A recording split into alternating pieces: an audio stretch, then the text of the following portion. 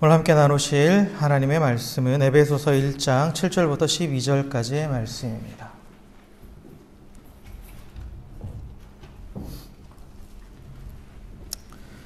신약성경 에베소서 1장 7절부터 12절까지의 말씀 한 절씩 교독합니다. 우리는 그리스도 안에서 그의 은혜의 풍성함을 따라 그의 피로 말미암아 속량 곧 죄 사함을 받았느니라.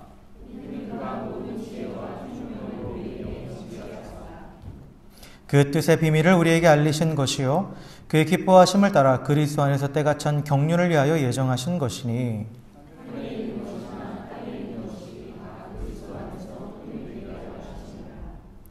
모든 일을 그의 뜻대로 결정하시는 이의 계획을 따라 우리가 예정을 입어 그 안에서 기업이 되었으니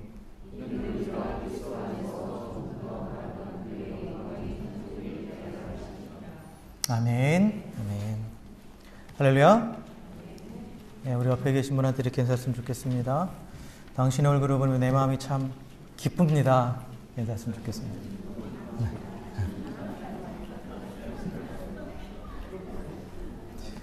네.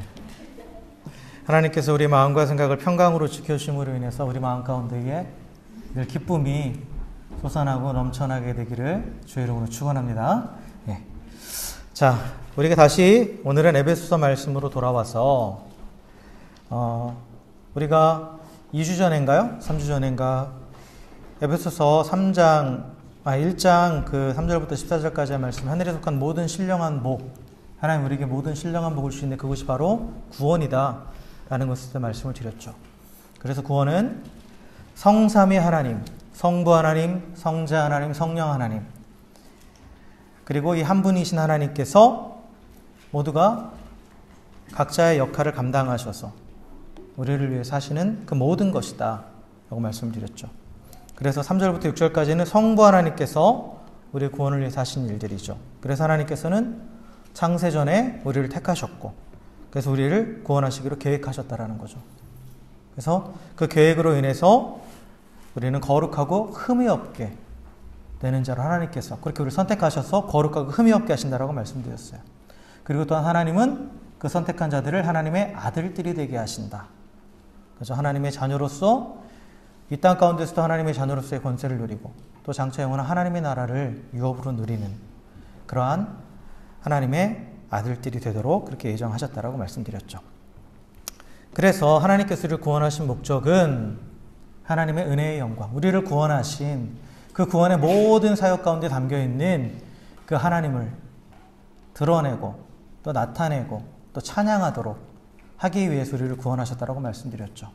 그래서 그것이 우리 가운데 하나님의 구원의 사역 가운데 드러나는 하나님은 어떤 하나님이냐면 다 여러 가지 것들이 있지만 무엇보다도 사랑의 하나님이 그 가운데 드러난다라고 말씀을 드렸어요. 그래서 우리가 그 사랑을 전하는 자로서 지난주에 그 사랑을 전하기 위해서 하나님께서 우리 가운데 마음의 평강을 주시고 그럼으로써 우리 마음과 생각을 지켜주심으로 우리 안에 기쁨이 있게 하시고 그래서 그 기쁨이 있기 때문에 모든 이들에게 그 사랑을 보여줄 수 있다.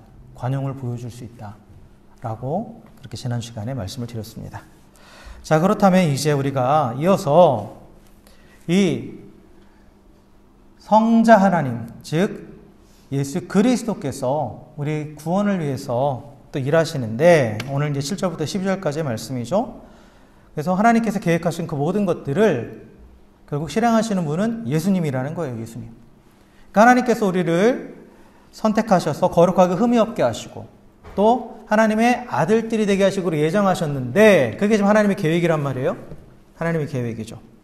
그런데 이 하나님의 계획이 이루어지기 위해서 반드시 해결돼야 되는 게 있어요. 그게 뭐냐? 근본적으로 돌아가서 우리와 하나님과의 사이를 갈라놓은 죄의 문제를 해결해야 된다는 거죠. 그렇잖아요? 그러니까 죄라는 것은 우리가 하나님께 등을 돌리고 하나님을 떠나버리는 거죠. 그렇죠?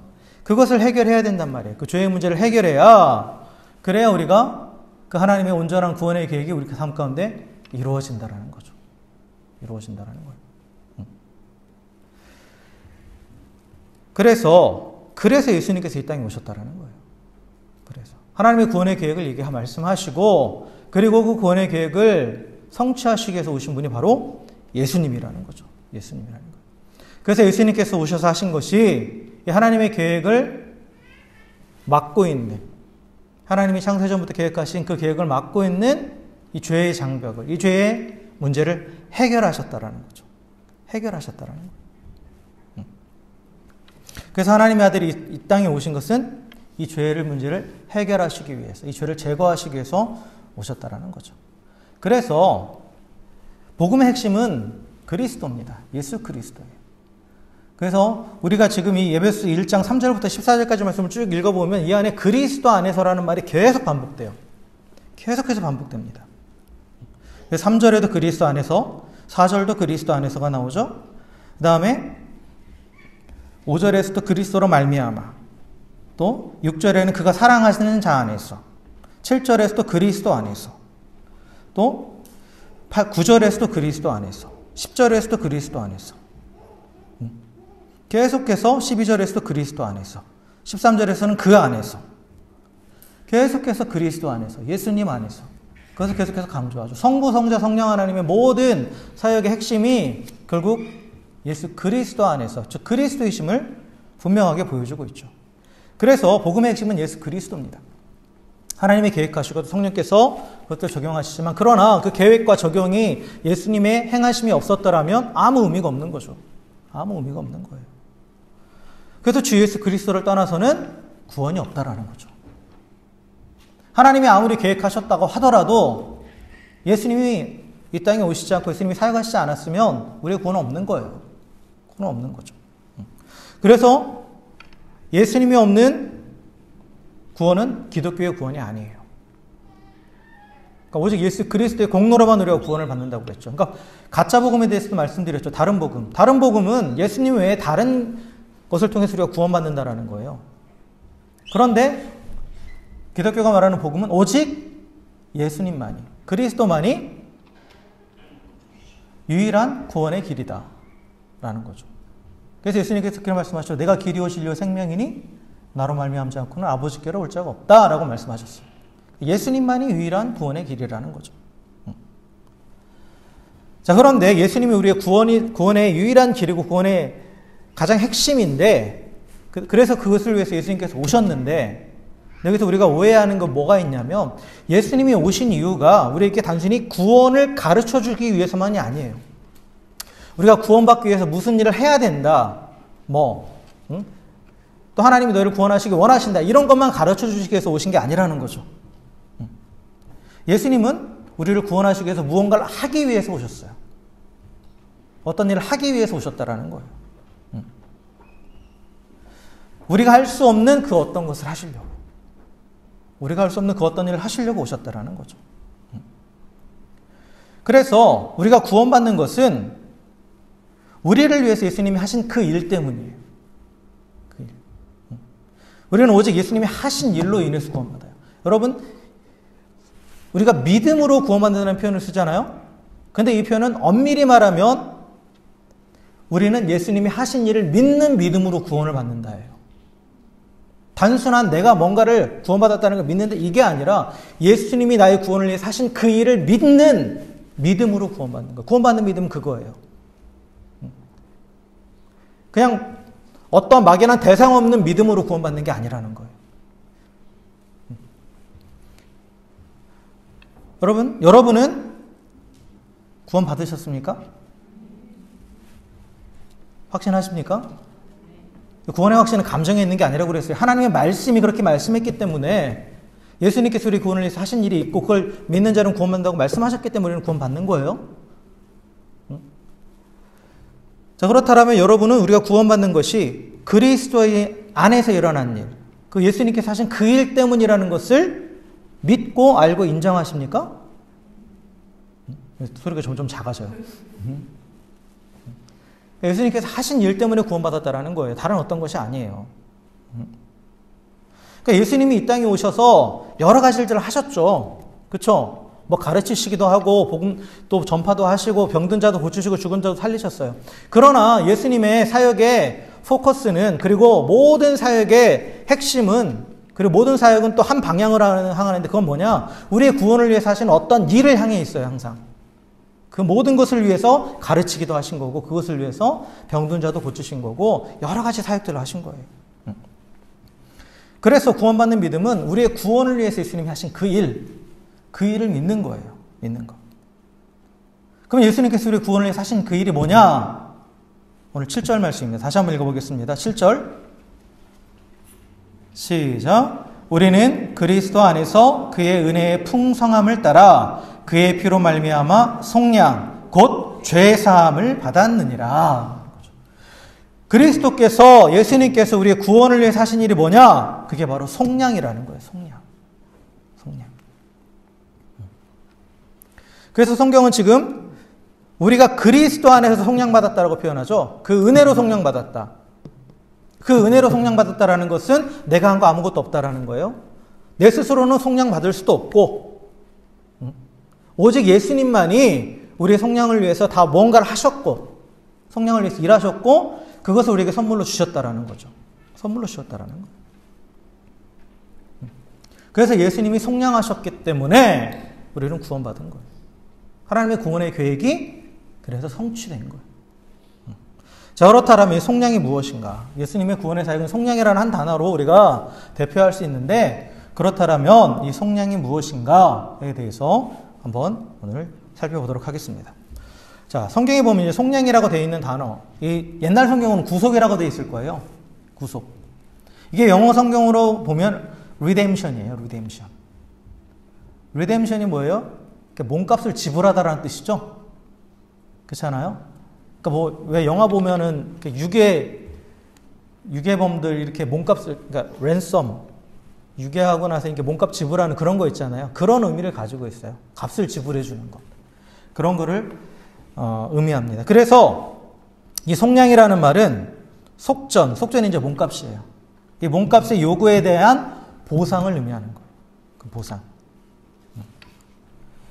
그래서 이 속량은 원어적인 의미를 쭉 살펴보면 단순히 몸값을 지불한다는 것만 그치는 게 아니라 몸값을 지불하고 나서 해방시켜준다는 의미를 가지고 있어요. 그러니까 이런 말이에요. 그 예전에는 이제 예수님 당시만 해도 뭐 노예시장이 있잖아요. 노예시장이 있어요. 그럼 노예시장에 가서 내가 마음에 드는 노예를 하나 딱 골라요. 그럼 그 노예를 내가 이제 그 사기 위해서는 돈을 지불해야 되잖아요. 몸값을. 몸값을 지불하면은 이제 이 노예는 누구게 되는 거예요? 내게 되는 거예요. 내 것이 되는 거죠. 근데 내가 돈 주고 산 이 노예를 어떻게 해주는 거예요? 아무런 대가를 바라지 않고 그냥 풀어주는 거예요. 그러니까 자유를 선포해 주는 거예요. 해방해 주는 거예요. 이게 속량이에요. 속량. 그러니까 단순히 몸값을 지불하는 걸로만 끝나는 게 아니라 내가 몸값을 지불했으니까 너는 내 거야 라고 그 권리를 주장하는 것이 아니라 내가 몸값을 지불해서 너를 샀지만 넌 이제 자유야 하고 풀어주는 거예요. 이게 속량이에요. 예수님께서 우리를 위해서 하신 일은 속량입니다. 속량이에요.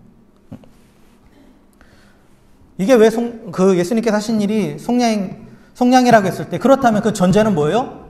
예수님이 속량하시기 전에 우리는 다 뭐였다라는 거예요? 노예였다라는 거죠. 노예 상태였다라는 거예요. 성경은 분명하게 말하죠. 모든 사람이 죄를 범했고 죄를 범한 자는 죄에게 속했다. 속했다라는 것은 죄의 소유물이다. 죄의 노예다라는 거예요. 죄의 종이다라고 선포하죠. 죄의 종이에요. 그러니까 우리가 죄를 지으면 단순히 죄라는 건 어떤 행동만을 말하는 게 아니라 그 죄에 속박된다라는 거예요. 그 죄의 노예 신분이 된다라는 거죠.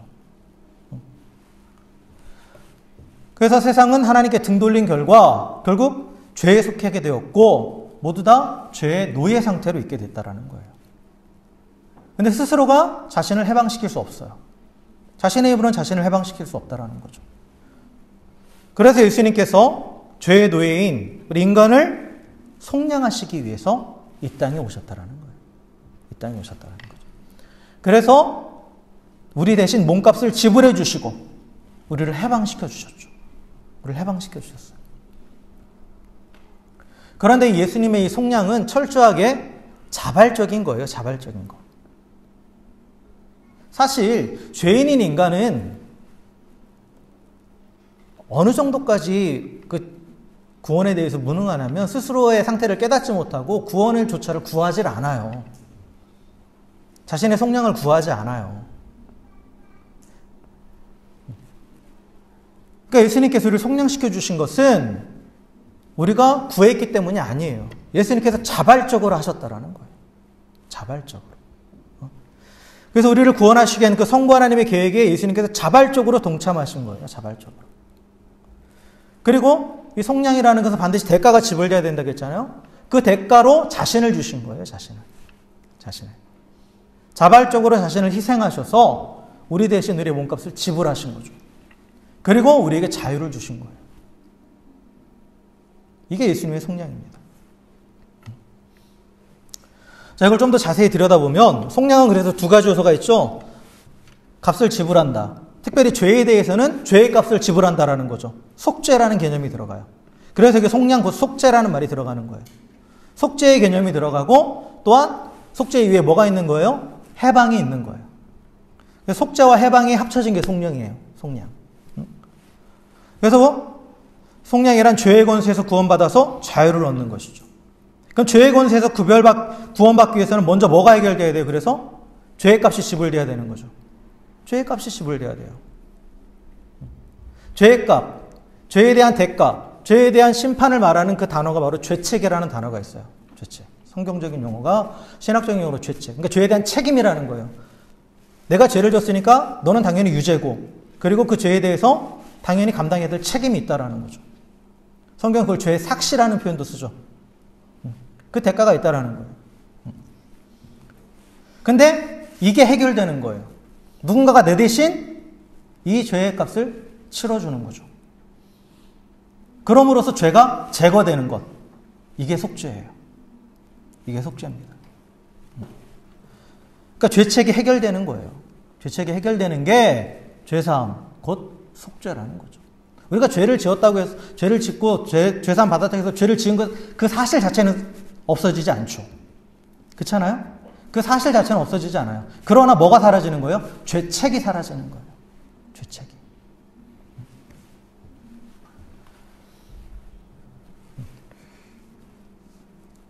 그래서 속량받았다라는 것은 곧 죄사함, 모든 속죄를 받았고, 그래서 죄의 권세에서 해방돼서 자유를 얻었다라는 걸 의미합니다.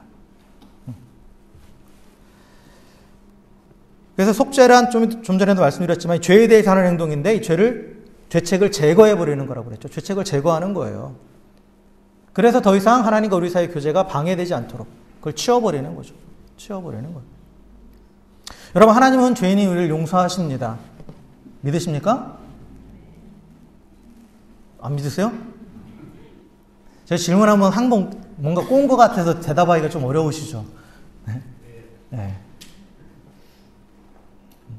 하나님은 죄인이 우리를 용서하세요. 맞아요. 그러나 여기서 우리가 용서의 개념이, 하나님이 우리의 죄를 용서하신다고 했을 때 그 용서의 개념을 죄를 눈 감아주는 것으로 생각하면 안 돼요. 하나님의 용서는 죄를 눈 감아주시는 게 아니라는 거죠. 죄를 눈 감아주시는 게 아니에요. 우리가 하나님의 성품에 대해서 얘기할 때 하나님은 의로우신 하나님이에요. 절대적으로 의로우신 분이에요. 그래서 하나님이 의로우시다고 할 때 두 가지 속성을 얘기해요. 하나님은 공의의 하나님, 또 하나님은 정의의 하나님을 얘기해요. 공의와 정의라는 것은, 공의는 그냥 단순화시켜서 쉽게 말하면 법을 세운다고 생각하시면 돼요. 그리고 정의는 법에 따라서 심판하는 거예요. 그렇죠? 그러니까 하나님은 법을 세우고 법대로 심판하시는 분이에요. 하나님의 법이 있단 말이죠. 그래서 하나님이 법을 세우시고 법대로 심판하시는 분이기 때문에 공의의 하나님, 정의의 하나님, 의로우신 하나님이라고 얘기할 수 있어요. 그런데 그 하나님이 죄에 대해서 눈 감아 주신다면 그것은 하나님의 성품에 어긋나는 거죠. 하나님의 의로우심에 대해서 위배되는 거예요. 위배되는 거예요. 그런데 하나님 우리를 용서하신단 말이에요. 우리의 죄를. 왜요? 왜 용서하십니까? 우리의 죄가 그 대가를 이미 지불했기 때문에 그렇다는 거죠. 죄에 대한 대가가 이미 지불되었기 때문에, 죄책이 해결됐기 때문에 그 죄를 용서하신다라는 거예요. 그냥 눈 감아주는 게 아니라는 거예요. 우리가 죄사함 받았기 때문이라는 거죠. 죄사함 받았기 때문이라는 거죠. 속죄 받았기 때문이라는 거죠. 그래서 속죄는 죄를 가리는 게 아니에요. 죄를 눈 감아주는 게 아니에요. 오히려 죄를 더 드러내요. 죄를 또 드러냅니다. 그러니까 속죄는 죄책, 죄의 영향을 제거하는 거라고 했잖아요. 또 근본적으로 어쨌든 간에 죄를 제거하는 거예요. 그러면 뭔가를 제거하기 위해서는 드러나야 되는 거죠. 드러나야 되는 거죠. 우리 몸속에 뭐 암세포가 있다면 그 세포를 제거하려면, 암세포를 제거하려면 어떻게 해야 돼요? 먼저 어디 있는지 찾아내야죠. 찾아내고 드러내야죠. 그러지 않으면 제거할 수가 없어요. 마찬가지예요. 죄가 제거되려면 죄가 드러나는 것부터 시작돼야 돼요. 그러니까 속죄는 죄를 감춰주는 게 아니에요. 죄를 먼저 드러낸다는 거죠. 그래서 죄를 드러내는 역할을 하는 게 바로 율법이죠. 율법. 하나님이 율법을 주신 목적은 죄가 드러나게 하기 위해서예요. 그래서 로마서 5장 13절에 바울은 율법의 기능을 이렇게 얘기합니다. 죄가 율법이 있기 전에도 세상에 있었으나 율법이 없었을 때에는 죄를 죄로 여기지 아니하였느니라. 율법이 없을 때는 죄가 죄인지 몰랐다라는 거예요. 율법은 기준이잖아요. 기준이 있어야 이게 잘못됐는지 제대로 됐는지를 알 수 있는 거죠. 율법의 기능은 죄가 죄되게 하는 거예요. 오해하지 마세요. 율법이 죄를 짓게 하는 게 아니에요. 율법은 죄가 죄라고 가르쳐 주는 거예요. 그러니까 죄가 죄되게 한다는 말이 맞죠.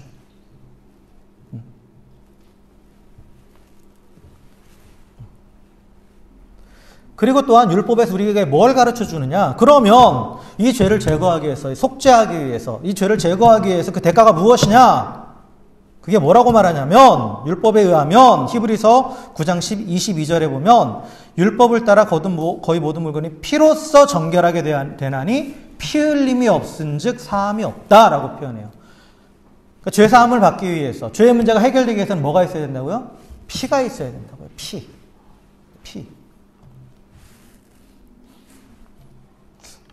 왜 피가 죄를 제거하는 걸까요? 예수님 하나님 피를 좋아하시나? 네? 선지국을 좋아하시나요? 피는 뭐를 상징하죠? 생명을 상징하죠. 생명을 상징해요. 그리고 성경이 말할 때 죄의 싹은 뭐라고 그랬어요? 사망이죠. 사망이에요. 그러니까 죄가 요구하는 것은 사망이에요. 근데 이 사망을 충족시키는 건 뭐예요? 생명이에요. 생명이라는 거죠. 그래서 피가 이 죄가 요구하는 그 사망을 충족하기 때문에, 즉 생명이 사망을 충족시키기 때문에 피가 강조돼요. 우리가 예수님의 대속, 예수님의 속량에 대해서, 예수님의 구원에 대해서 얘기할 때 예수님이 물론 죽으심을 얘기하지만 그런 성경 구절 자세히 보세요. 예수님의 죽으심으로 인해서 우리가 구원받았다는 표현보다는 그 피가 우리를 구원했다는 표현들이 훨씬 많아요. 피가. 그 피를 강조해요. 항상. 피를. 레위기 17장 11절에 보면 이렇게 얘기합니다. 육체의 생명은 피에 있음이라 내가 이 피를 너희에게 주어 제단에 뿌려 너희 생명을 위하여 속죄하게 하였나니 생명이 피에 있으므로 피가 죄를 속하느니라. 죄가 요구하는 건 사망인데 피는 생명이기 때문에 생명이 이 사망의 요구를 충족시킨다는 거예요. 그래서 더 이상 요구하지 못하게 만든다는 거죠. 그래서 속죄란 뭐냐? 죄를 드러내는 거예요, 먼저. 죄를 드러내고 이 죄를 제거하기 위해서 죄가 요구하는 사망을 충족시킬 수 있는 피를 거기에 뿌리는 거죠. 피를 뿌리는 거예요. 그 피로서 죄를 제거하는 거예요. 속죄는 죄인인 우리를 용서하시는 하나님의 방법인데 하나님의 의로우신 방법이에요. 그래서 의로우신 방법. 하나님의 의로우심도 지키면서 또한 우리도 용서하시는 그 방법이 속죄예요. 그냥 눈 감아주는 게 아니라 죄를 드러내고 피로 그 죄를 제거하는 것. 이게 구약시대에는 이게 뭐로 됐어요? 그 피가. 짐승의 피로 됐죠? 동물의 피로 됐어요. 왜냐하면 내가 내 스스로 내 죄를 제거할 수 없죠. 내가 내 생명으로 내 생명을 대신할 수 없기 때문에. 대신할 수 없기 때문에. 그래서 대신 동물들이 희생을 한 거예요. 그리고 중요한 원리가 있어요. 죄를 씻어내기 위해서는 죄 없는 자가 희생돼야 돼요. 죄 있는 자가 죽어가지고 내 죄를 대신한다? 아니에요. 그러면 그 사람, 그 그 사람이 죽으면 뭐예요? 자기 죄 때문에 죽은 거예요. 자기 죄 때문에 죽는 거지. 나의 죄를 대신 씻어줄 수 없는 거예요. 그래서 짐승들이 대신 잡히는 거예요. 하나님이 만든 피조물 중에 유일하게 하나님 앞에 범죄한 존재는 인간밖에 없어요. 인간만이 하나님이 지으신 그 선하신 뜻과 계획을 벗어나서 자기 멋대로 살아가죠. 하나님께 등 돌리고. 그렇기 때문에 인간만이 죄를 져요. 그러나 다른 모든 피조물들은 하나님이 정해주신 법칙대로 살아요. 죄가 없는 거예요. 선한 거죠. 그러니까 양이 희생되고 죄가 없는 동물들이 희생되는 거예요. 그 피로써 우리의 그 죄를 제거하는 거죠.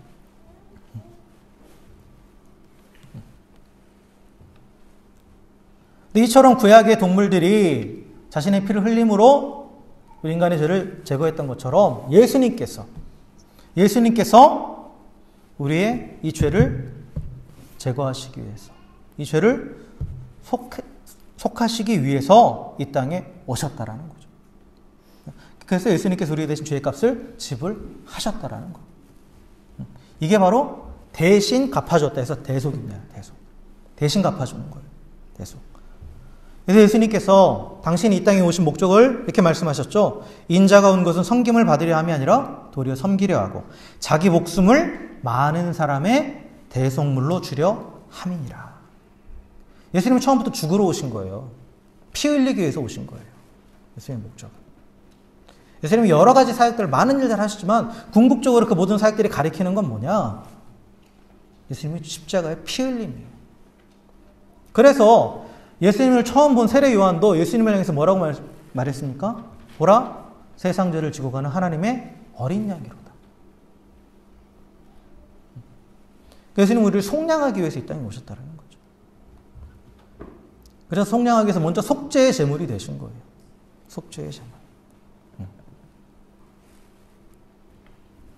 그래서 오늘 7절의 말씀처럼 우리는 그리스도 안에서 그의 은혜의 풍성함을 따라 그의 피로 말미암아 속량 곧 죄사함을 받았느니라. 그것이 은혜인 이유는 뭐라고요? 자발적으로 하셨으니까.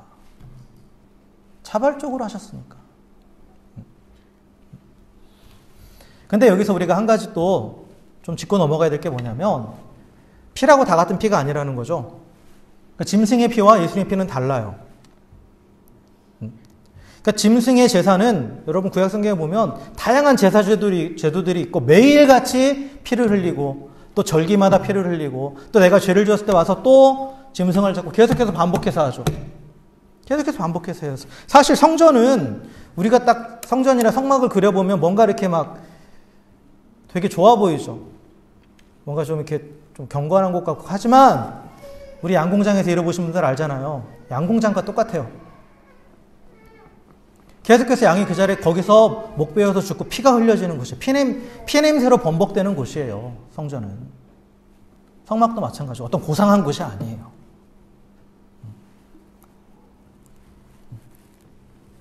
어쨌든 인간의 죄는 계속해서 반복되기 때문에 계속 짐승들이 죽어야 된단 말이에요. 그 죄를 해결하기 위해서. 그러니까 일회용인 거죠, 한마디로. 임시적인 거예요.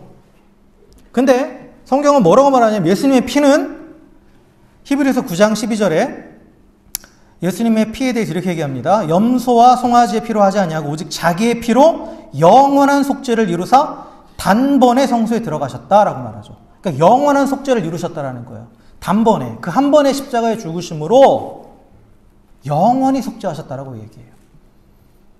만약 예수님의 피가 영원히 속죄하는 게 아니었으면 지금도 예수님은 십자가에 달려 계셔야 되는 거죠. 지금도. 우리 한 사람 한 사람들을 위해서 지금도 십자가에 달려서 계속 피 흘리고 계셔야 돼요. 그런데 성경은 뭐라고 선포합니까? 예수님은 그 십자가의 피로 단번에 영원한 속죄를 이뤘다. 이걸 이제 뭐 말 만들어내기 좋아하는 사람들이 영단번이라고 표현해요. 영원히 한 번에. 이게 영단번이 거기서 나온 거예요. 한 번에 이루셨다라는 거 십자가에서. 이게 왜 그렇게 되느냐? 이 원리가 어떤 원리냐? 라는 걸 보면 피는 아까 생명을 상징한다고 그랬잖아요. 피는 생명을 상징해요. 예수님의 피도 생명을 상징하죠. 그렇죠? 근데 예수님은 무한하신 하나님이에요. 예수님의 피는 무한한 생명을 상징해요. 무한한 생명. 생명의 근원이시고 그렇기 때문에 그 생명이, 예수님의 생명이 한 번으로 끝나는 것이 아니라 그 이전과 그 이후와 또한 그 모든 인류를 위한 무한하신 생명이기 때문에 그 모든 걸 다 충족시킨다라는 거예요. 사망의 요구를. 다 충족시키는 거예요. 다 충족시킬 뿐만 아니라 넘쳐서 그 사망의 권세를 깨뜨리시는 거죠. 그 사망을 깨고 예수님께서 어떻게 하셨어요? 부활하셨죠. 예수님의 부활은 이 영원한 속죄의 증거예요. 예수님의 피가 죄가 요구하는 그 사망의 그 요구를 충족시키실 뿐만 아니라 그것을 충족시키고도 남아서 넘쳐서 결국은 그 사망을 깨뜨렸다라는 거예요. 그게 바로 부활이에요. 여러분, 아무리 큰 물탱크가 있다고 한번 상상을 해보세요. 여러분 집에 이렇게 물탱크들이 있잖아요. 근데 물을 계속해서 넣어보세요. 아무리 큰 거라도 무한하게 물을 넣어보세요. 그럼 어떻게 됩니까? 그 탱크는 결국은 깨지게 돼 있어요. 깨지게 돼 있는 거예요. 제 아무리 많은 피를 요구한다고 해도, 많은 생명을 요구한다 해도 죄가 요구하는 그 생명은 한계가 있어요. 근데 무한하신 하나님의 생명이 그 안에 흘러들어가면 결국은 깨질 수밖에 없다는 거죠. 그 증거가 부활이에요. 예수님의 부활. 그래서 우리는 더 이상 또 다른 제사를 드릴 필요가 없는 거예요. 또 다른 피를 흘릴 필요가 없다라는 거죠.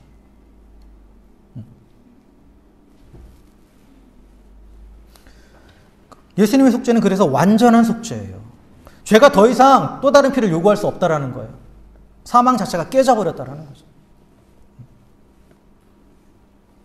그래서 그 예수님의 완전한 속죄로 인해서 우리도 그 안에서는, 예수님 안에 있을 때 더 이상 사망에 매이지 않는 거죠. 사망이 깨뜨려져 버렸으니까. 그리고 우리도 예수님처럼 영원한 생명을 누리게 되는 거예요. 영원한 생명을. 이게 예수님의 속죄. 영원한 속죄, 완전한 속죄.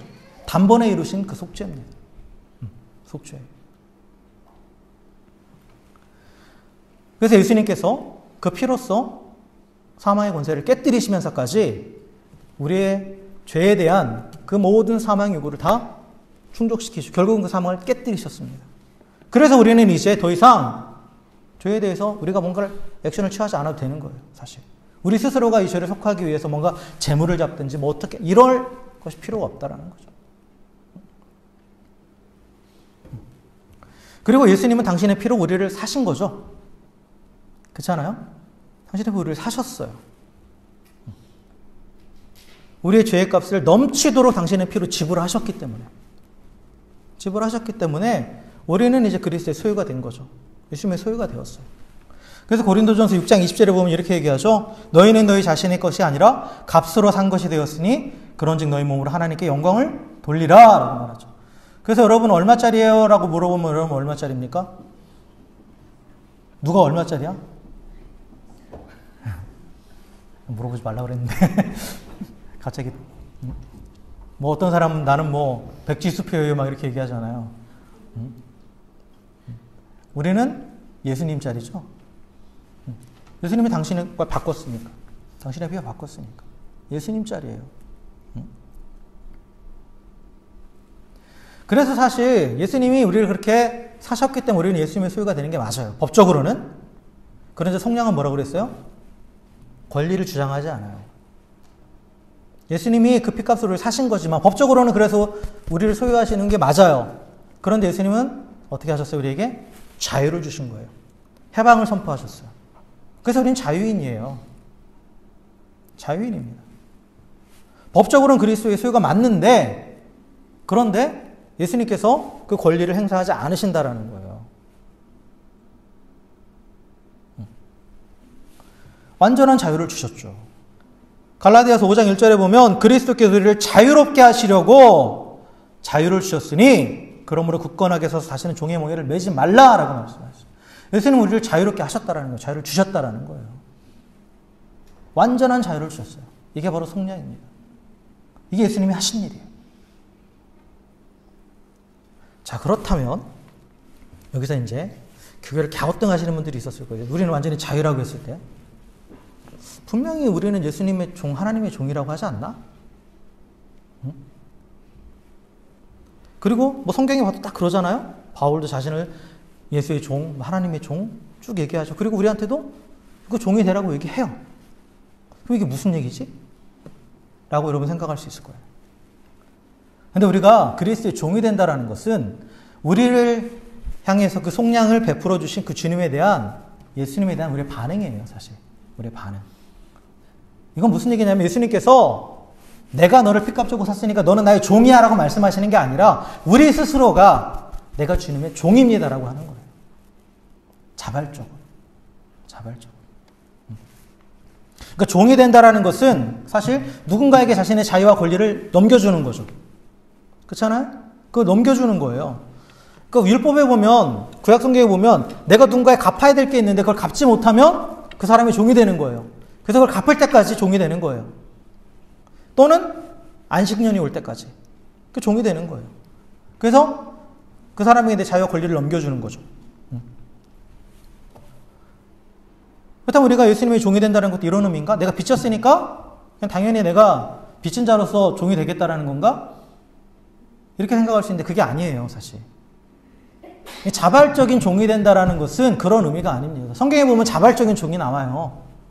자발적인 종이 어디 나오냐면 신명기 15장 16절 17절에 보면 이 종에 대해서 안식년에 대한 것들이 쭉 나오면서 안식년이 되면 종을 면제해 주는데, 자유를 주는데, 근데 그 중에서 16절에 보면 종이 만일 너와 내 집을 사랑함으로 너와 동거하기를 좋게 여겨 내가 향하여 내가 주인을 떠나지 아니하겠노라 하거든 송곳을 가져다가 그의 귀를 문에 대고 뚫으라. 그리하면 그가 영구히 내 종이 되리라 라고 말해요. 자유를 얻은 종이에요. 자유를 얻었는데 그 종이 뭐라고 말하냐면 내가 주인을 사랑하고 그 주인의 집을 사랑하니까 내가 다시 영원히 당신의 종이 되겠습니다 라고 하는 거예요. 종이 되겠습니다. 그러면 이제는 영원한 종이라는 거예요. 율법에는 원래 종신 평생토록 노예를 삼지 못하게 되어 있어요. 특히 자기 민족에 대해서는. 더군다나. 그래서 6년 동안 하면 무조건 놓아주게 되어 있단 말이에요. 자유를 주게. 근데 스스로 종이 되겠다고 하면 그 사람은 이제 영원한 종이 되는 거예요. 영원한 종이 되는 거예요. 근데 보세요. 여기 말하는 거 보면 종이 주인과 주인의 집을 사랑한다고 말하죠. 그러면서 그에게 영원한 복종을 맹세하는 거예요. 그렇죠? 왜 그럴까요? 왜 주인의 집을 그렇게 사랑했을까요? 왜? 주인이 그를 먼저 사랑했기 때문이죠. 주인이 그를 먼저 사랑했기 때문이에요. 먼저 주인의 사랑을 받았기 때문이죠. 어느 누가 내 자유와 권리를 누군가에게 넘겨주길 원하겠어요. 근데 내가 그 주인 밑에서 있어 보니까 그 주인이 나를 너무 사랑해 주는 거예요. 그 주인에게서 받은 은혜가 너무 큰 거야. 그러니까 그걸 떠나고 싶지 않은 거죠. 떠나고 싶지 않은 거예요. 그래서 처음에는 채무관계로 뭘 갚을 것이 있었기 때문에 종이 되었다면 이제는 뭐예요? 사랑의 관계가 되는 거예요. 사랑의 관계가. 자발적으로 종이 된다는 것은 사랑의 관계가 되는 거예요. 그리고 내가 그 주인에게 종이 됨으로써 사실 내가 얻을 유익이 훨씬 더 큰 거죠. 그렇잖아요. 지금까지 내가 받은 그 사랑을 보았을 때, 그 은혜를 경험해 봤을 때, 앞으로도 내가 이 주인에게 붙어 있으면, 이 주인과 함께 있으면, 훨씬 더 많은 걸 누릴 수 있다는 거죠. 그걸 알기 때문에 자발적으로 종이 되는 거예요. 자발적으로. 우리가 예수님의 종이 되는 것도 마찬가지예요. 우리가 스스로 내가 주님의 종이 되겠습니다라고 하는 것도 이와 같은 원리예요. 예수님께 빚을 갚기 위해 헌신하는 것도 아니에요. 사실 우리가 예수님께서 우리를 위해 하신 그 모든 것은 우리가 갚을 수도 없어요, 사실. 갚을 수도 없고 갚으라고 요구하시지도 않죠. 그런데 우리가 자발적으로 예수님을 주님이라고 부르는 이유는 예수님이 먼저 우리를 사랑하셨기 때문이죠. 사랑하셨기 때문이죠. 어디까지 사랑하셨어요? 자신을 다 주시기까지 사랑하셨어요. 그 사랑을 받았기 때문에 그 사랑이 이 세상에 어떤 것과도 비교할 수 없는 너무 가장 큰 사랑이기 때문에 그 사랑 안에서 계속 있고 싶은 거예요. 그 밖에 나가면 그만한 것들을 얻을 수 없다라는 거죠. 그 관계 밖에 나가면. 그 사랑의 관계 안에서 누리던 기쁨, 평안, 안정감 이런 모든 것들은 내가 스스로 독립되어서 얻을 수 있는 그 어떤 것과도 비교할 수 없기 때문에.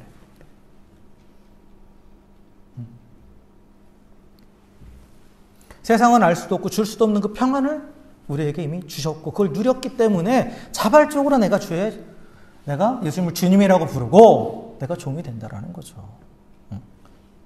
나의 자유와 권리를 자발적으로 예수님께 드리고 주인과 종의 관계를 영원히 지속하는 거예요. 여러분, 헌신 의미는 이런 거예요. 내가 주님을 위해서 헌신한다. 귀하죠. 근데 그게 주님께는 아무런 도움 안 돼요. 엄밀히 말씀드리면. 저 엄청난 바닷물에 물 한 바가지 퍼붓는다고 아무런 의미가 없죠. 결국 헌신은 우리를 위한 거예요. 물론 하나님을 위해서, 이웃을 위해서 헌신하지만 궁극적으로 그 모든 것은 나를 위한 거예요. 나에게 돌아오는 거예요. 그럼 자녀들이 열심히 용돈 모아서 부모님께 선물해주고 생색내잖아요. 내가 이렇게 했다고. 근데 그 돈은 어디서 온 거예요? 어디서 온 거예요? 부모님한테서 온 거예요. 부모님은 자신이 준 거에서 극히 일부분을 돌려받은 것 뿐이에요. 아무런 보탬이 되지 않아요. 마찬가지예요. 우리 헌신도. 헌신은 의미 없다라는 게 아니에요. 근데 그 헌신이 의미 있고 더 값진 것이 되기 위해서는 내가 왜 헌신하는지를 알아야 되는 거죠. 내가 왜 헌신하는지. 하나님을 돕기 위해서가 아니라 결국 그 사랑과 그 은혜가 너무 감사해서 그 안에서 계속해서 사랑의 관계를 지속하기 위해서 헌신하는 거고, 그럼으로써 누리게 되는 것이 훨씬 더 크기 때문에 우리가 계속해서 헌신하는 거예요. 순종하는 거예요. 그래서 자발적으로 종이 되어서 우리의 자유와 권리를 예수님께 드린다. 이게 바로 순종입니다. 순종이에요. 순종이란 예수님의 말씀을 듣고 말씀대로 행하는 거죠. 근데요, 우리가 순종하잖아요. 예수님 말씀을 읽고 예수님께 순종하면 우리는 스스로 종이라고 생각하고 우리를 예수님을 주님이라고 부르는데 예수님 우리를 뭐라고 부르신다고 말씀하셨어요? 요한복음 15장 14절부터 15절에 보면 이렇게 말씀합니다. 너희는 내가 명하는 대로 행하면 곧 나의 친구라.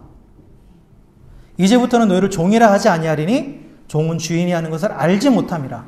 너희는 친구라 하였노니 내가 내 아버지께 들은 것을 다 너희에게 알게 하였습니다.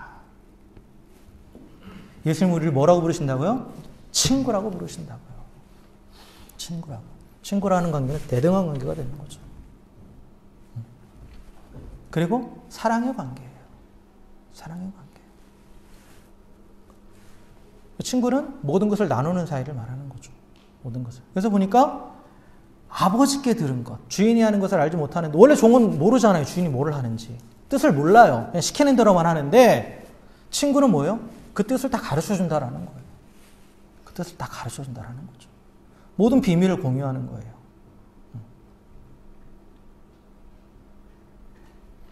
그래서 9절에 보면 그 뜻의 비밀을 우리에게 알리신다라는 거죠. 그 뜻의 비밀을. 하나님의 뜻의 비밀까지 다 알려주시는 거예요. 예수 그리스도 안에서 속량받고 예수님 안에서 또 예수님께로 순종함으로 자발적인 그 종이 될 때, 헌신할 때 예수님 우리를 친구로 부르시고, 그리고 그 가운데서 우리를 향하신 하나님의 놀라운 계획을 깨닫게 하신다는 거죠. 그 비밀을 알려주신다는 거예요.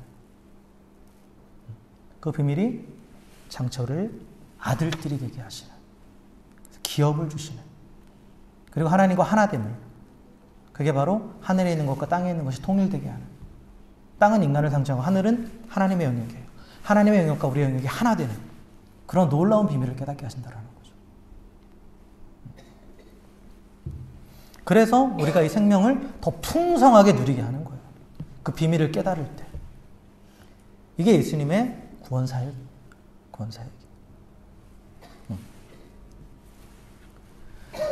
말씀을 정리하겠습니다. 우리 구원의 핵심은 바로 예수 그리스도입니다. 예수님께서 하신 일이죠.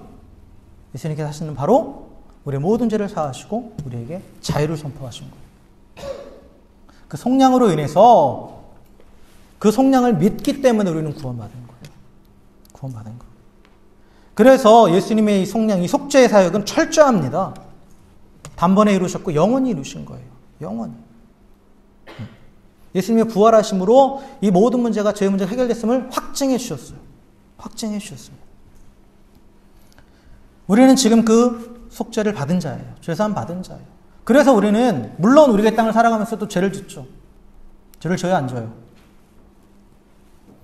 이때는 그냥 소심하게 대답하셔도 돼요. 죄를 짓죠. 넘어가죠. 왜 제가 죄악 가운데, 죄악된 세상 가운데 살아가고 있기 때문에 어쩔 수 없이 영향을 받는 건 당연해요. 나는 죄 안 짓고 살 수 있어. 그럴 수는 없어요, 사실. 그걸 하나님도 아세요. 아신단 말이에요. 그런데 죄를 지을 때마다 또 깨닫게 하시는 거죠. 그럴 때 우리가 할 건 뭐예요? 단지 그리스도 앞으로 나아가기만 하면 되는 거예요. 예수님 앞으로 나아가기만 하면 되는 거예요. 그럼 이미 다 해결하셨기 때문에. 그래서 우리는 그 죄사함을 지금도 누리는 거예요. 계속해서. 또 미래도 누리는 거예요. 영원히 누리는 거예요. 그리고 예수님 우리에게 자유를 주셨지만 우리는 또한 그 사랑의 관계 안에 머물고 싶어서 자발적으로 순종하는 거죠. 자발적으로. 그래서 나의 자유와 권리를 포기하고 자발적으로 주님께 순종할 때 우리는 생명을 더 풍성하게 얻게 되는 거죠. 더 풍성하게 누리게 되는 거예요. 하나님의 그 놀라운 비밀들을 하나둘씩 깨달아가면서. 예수님 우리를 종이 아닌 친구라고 부르셨습니다. 그래서 예수님 우리 친구라는 거예요. 친구. 그리고 친구이기 때문에 그 놀라운 비밀들을, 아버지의 비밀들을 알려주시고 그 비밀들 우리가 깨달으면 이게 우리에게 소망이 되는 거예요. 소망이. 그 소망이 있으면 은혜를 더 풍성하게 누리게 되는 거예요. 현재적으로.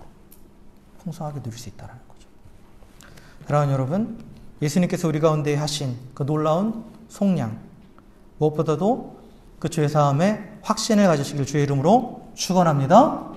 그리고 그 자유를 주신 주님 앞에 또한 사랑의 관계로 나아가기 위해서 기꺼이 순종함으로 늘 예수님 안에 거하시는 저 여러분들에게 주의 이름으로 축원합니다.